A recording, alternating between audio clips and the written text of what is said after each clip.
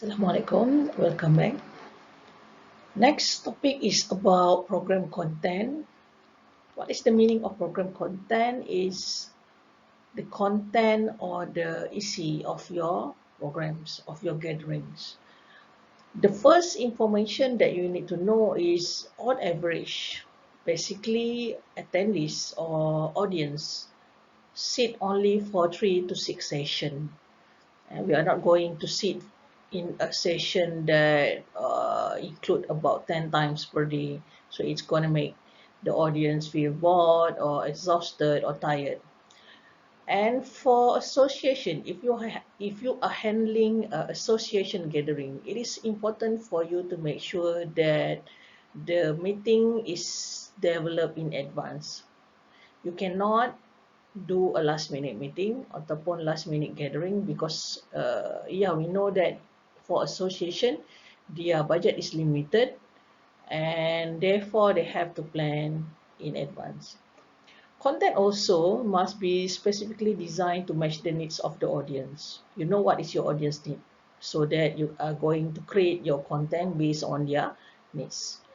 Basically, there are two ways to communicate on attendees on how to select for which one the program that they need to attend. So number one, we are looking in terms of tracks. What is actually track? Is actually the separate program for specific genre. For example, marketing, development, legal issues, tourism, hotel, and so on. Whereby in terms of levels, I think this one you know already, right? So level is related with the level of the program designed for. So let's say the program is for the beginners, intermediate, or the advanced people. So that is actually the level.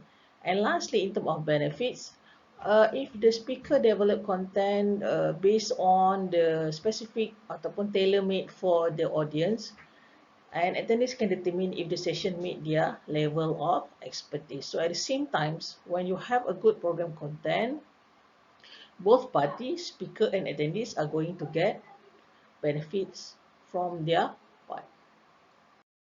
Okay, the second slide is about session scheduling. The most important thing about session scheduling is, of course, timing. And timing is very critical for any program to make sure that the event runs smoothly.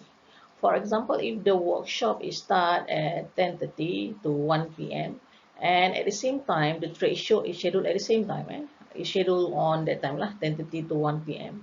So what happens is normally the attendees may go to the trade show, which is sometimes very interesting, and leave the empty rooms and frustrated speakers. So you have to make sure that you session your scheduling very nice and on time. You give opportunity for everybody, so there is no major issues. A good thing also that you need to know when we are talking about session is you have to allow sufficient time for people to move, especially for rest, to go to restroom, to perform prayer for Muslim people, having meals, and to avoid delay for programs. Whereby, next topic is about refreshment. We know that people are attending events because they want to socialize, they want to make a networking, to build a networking. So therefore, you need to give an opportunity for them. So one of the best opportunity is during break, refreshment break. Minum pagi, minum petang, makan tengah hari, makan malam dan sebagainya. And it is also a good opportunity for sponsorship, whereby the companies gain recognition for good food attendees, and the planner will do not have to pay. So sponsor, there are so many sponsors that willing to pay for a meal sponsorship. You name it, and there are so many companies. However, when you have to do a cocktail event ataupun cocktail reception only held after 7 p.m. At night. So what happened is, you know that cocktail party ataupun cocktail reception involve alcoholic drinks. So what happened is sometimes the attendee get drunk, and of course, as a meeting planner, you do not want any liability issues. When they get drunk, you know what happened. They are unconscious, and they might lead to many disasters actually ataupun casualties among the other attendees or the properties. Next topic is about speaker, or the one that you invite to speak in your session. So it is important for you to have a look at the speaker arrangement. Of course, you know that when you have big event, you have to plan very nice, very smooth. And for a planner, it is very what we call as challenging when you have to work alone. So you have to collaborate with education department and volunteers. Sometimes they have volunteers also to develop educational content for the meetings. Volunteers arrange the appropriate topics, planning committee janitor which is to take care of the educational content, subcommittees focus on finding the speakers. So meaning that this is example of how the volunteers help the what we call as committee. So sources of speakers, there are actually three types of sources of speaker. Number one is volunteer, second one is paid, and the third one is local. The first one, volunteer speakers. Volunteers, yeah, nama pun volunteers. So normally they are not looking for a monetary reward. So they are only assist, but you do not have to pay for the expenses. The benefit of having volunteer speakers is you can, of course, number one, you can reduce expense, because sometimes you need to pay quite some of money to pay the speakers, right? So when you have volunteer speakers, so you may reduce the expenses. They must be knowledgeable person. They can woo the attendance, when they have that abilities, and they also can build relationship between speakers and event sponsors. So every benefits come with a drawback, or what we call as cons. Number one, they may not make adequate preparation because volunteer kan. So mungkin dia buat kerja ala kadar, tak apalah janji ada kan, asal ada kan, macam itulah. And they might not be a good presenter even if knowledgeable. Yes, because they are not trained to be a speaker. They have the knowledge, but they do not have the skills. So sometimes they also have a personal agenda, maybe, we don't know. So that is why volunteer speaker might have a drawback or the cons, not only the cons, yeah, not only the benefits. When we talk about benefit, mungkin kita akan ingat on the expenses saja. Okay, followed by the second one, which is paid speakers. Paid speakers is somebody that very professional who can do best session with the audience.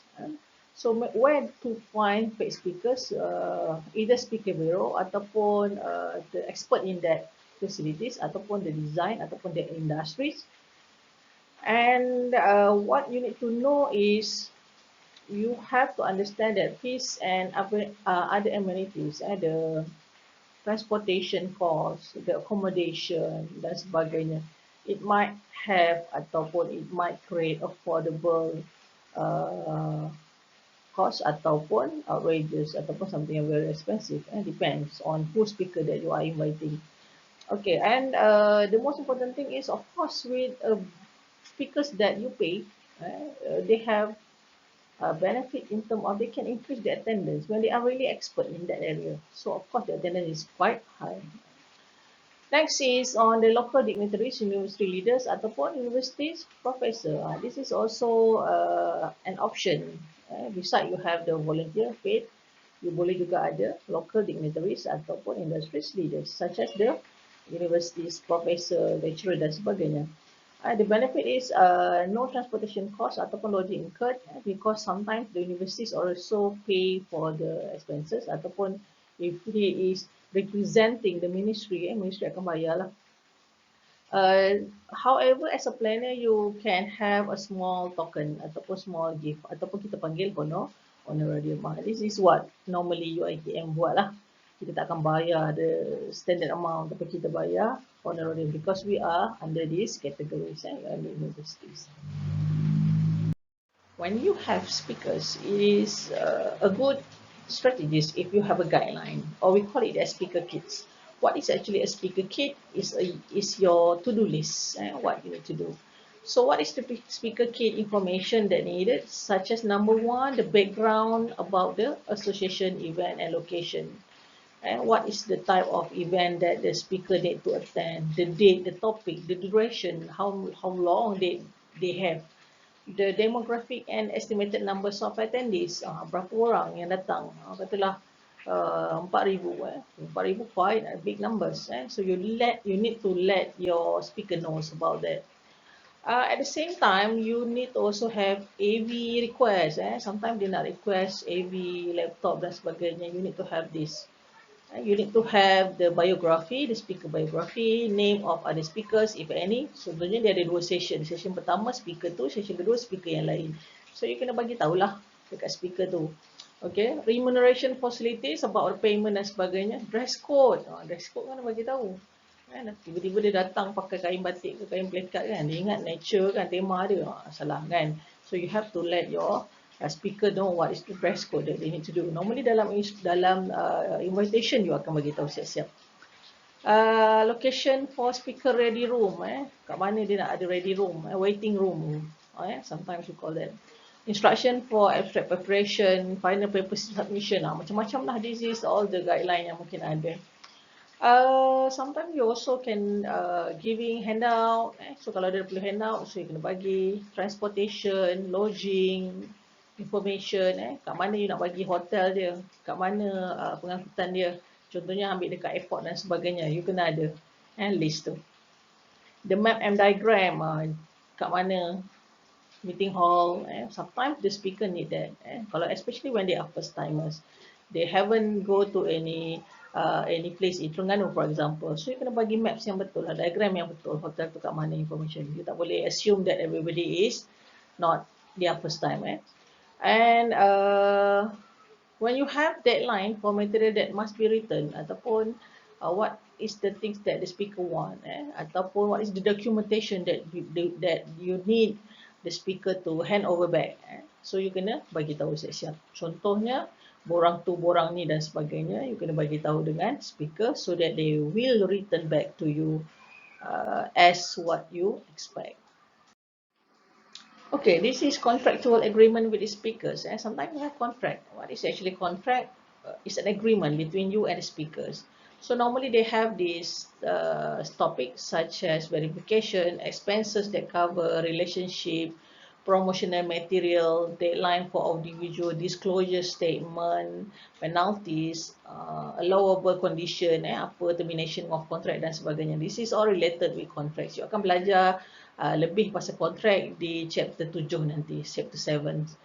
And the second one, you need to take CD-ROM ataupun internet authorization and waiver. Let's say kalau you want to record the session with that speaker, so you make sure that the speaker is well informed and they must agree if the session will include any of the above. Contohnya you nak masukkan dalam you punya company YouTube, you masukkan dalam Instagram dan sebagainya, you must make sure that the speaker is informed and dia agree. Buat takut tiba-tiba you publish, lepas tu dia kata mana ada I bagi kebenaran untuk letak dekat YouTube, mana boleh I tak suka my session share dan sebagainya. So you make sure that dalam contract you ada benda ni. Okay, this slide is about audiovisual equipment. So apa equipment yang diperlukan? So normally the audio visual is related with sound, lighting and projection production element. LCD, microphone, overhead projector, projection screen, slide projector, video projector, banyak sebenarnya. So AV sometimes they are very expensive, so therefore you have to pay, you have to rent. How to reduce expenses and conserve resources then? Macam mana you nak kurangkan perbelanjaan? Okay, so number one, you can ask speaker in advance. So dia perlukan apa? Supaya you boleh plan awal-awal. Jangan last minute baru nak dia kata dia nak ni nak tu kan. Kat hotel tu tak ada, ataupun mungkin kat convention center tu very limited. So you need to ask the speaker in advance. The second one, you provide speaker with template. You give template. So whatever that they want, they tick. That is normally yang what the event company do. And you may also put all handout on a CD-ROM. So tak perlu print. Boleh jimatkan kos. Masuk dalam CD. CD is very cheap as compared to preparing for printing dengan kertas kan. Selain daripada merosakkan alam sekitar, you know that using CD-ROM is environmental friendly kan. And sometimes you can request for master copy well in advance. So whatever session yang diperlukan, slide dia dan sebagainya, you minta lah master copy tu so that you may put all the handout in the CD-ROM. Okay, continue still for in terms of the speaker arrangement. So when they are already on the event, on the site, so what is you need to do? Number one, you get assistant to manage the speakers. So you have to recruit usherers. You try to include temporary staff ataupun recruit volunteers to make sure that the speaker is get assistant all the time. Janganlah you dah jemput dia, you buat tak tahu je kan. Kesian dia hari kerja dia. Mungkin dia sendiri pun wondering where to go. You know, they don't know which rooms. So you make sure that there is volunteers. So this is among the speaker checklist. Speaker checklist is actually to make the speaker feel special. Of course, you already invited them. So you must make sure that they are special. Or otherwise, apa you jemput dia kan? So this is among the checklist. The welcome letter. Ask speaker to leave a voicemail on their arrival. Contact speaker bila dah habis ke, last minute changes ke, ada perubahan, you must contact your speakers. Provide speaker room ready, assign staff to introduce, collect evaluation form, provide complimentary copy ataupun audio, present a small gift as a token of appreciation, send a thank you notes, ask speaker to evaluate the experience. You can ask the speakers what is their experience to your event so that they will feel quite special. And develop pre-convention session activities, especially the chat room between attendees and speakers. So sebelum hari kejadian, mungkin dia ada, you boleh buat sebenarnya group WhatsApp related between the speaker and the audience kan. Mungkin dia ada tanya ada apa benda yang dia orang nak topik nak bincang, dia nak minta special topics ke, you boleh bagi tahu pada dekat group tu lah. And sometimes they also have reassessment of attendees, especially by the speakers. Dia bagi tugasan to determine the level of knowledge. So this is among the way for you to do ataupun to manage speaker on site. Okay, under the same topic of program content and development, okay, there is one section where we call as ancillary activities. So ancillary activities is like aktiviti tambahan, aktiviti sampingan, lebih tepat.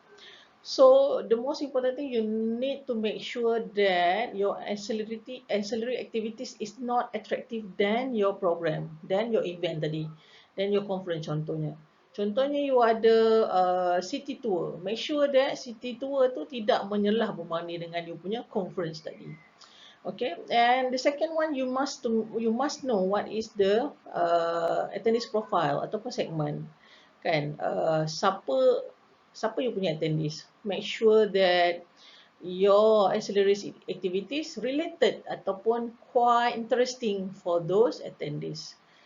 Contohnya, orang muda-muda kan, your attendees is those who are very young. So of course you are not going to give them ancillary activities such as visiting historical places, pergi museum. I don't think young people like to go to museum, right? If you agree with me. So maksudnya you kena tahulah. Tapi for those who love culture contohnya, orang yang memang sukakan culture, so you might give them a cultural show contohnya kan. So very interesting for them.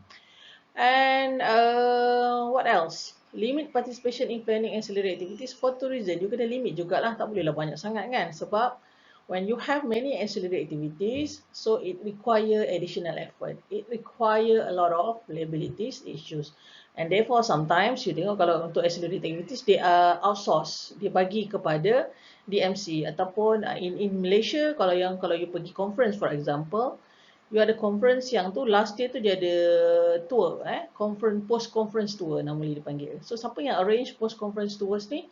Normally travel agencies lah yang collaborate with the meeting planners. Sebab when they are handling that, travel agency dia lebih professional, so dia ada insurance cover bas dan sebagainya, lebih selamat berbanding dengan kalau meeting planner sendiri yang nak buat kan, mungkin there are so many activities yang melibatkan risiko dan sebagainya, so they are not going to take that risk, so they will outsource ataupun bagi kepada travel agency untuk tolong handle, lebih appropriate ataupun lebih sesuai.